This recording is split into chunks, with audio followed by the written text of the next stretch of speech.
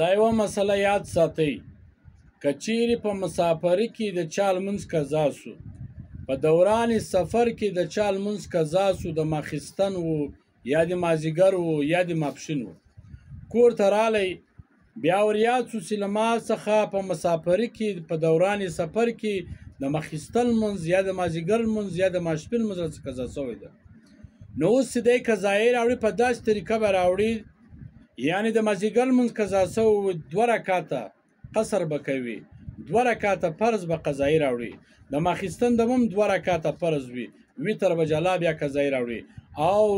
دغه رقم د ماسپښین د به هم 2 رکعته که چیرې په دوران سفر کې د چا لمونځ قضا سوی و، کور ته رالی اوس هغه لمونځ راګرځي د ماسپښین لمونځ، نو هغه به 2 رکعته لمونځ کوي. دا یاد ساتئ. رد المحتار صفحه نمبر 111 جلد نمبر 2. اوس بله مسله بیا دا ده، اوس د یو چا څخه په کور کې لمونځ قضا سو، اوس زه روان یم خدا ناخسته په سفر باندې روان یم، د ماسپښین لمونځ راڅخه قضا سو یا د مازدیګر لمونځ راڅخه قضا سو په کور کې، یا د ماخستن لمونځ قضا سو، نو زه چې د کوره څه وتم تر دې له مخه په کور کې ما چې دا لمونځونه قضا سو، نو چې په سفر باندې ولاړم مسافر سوم،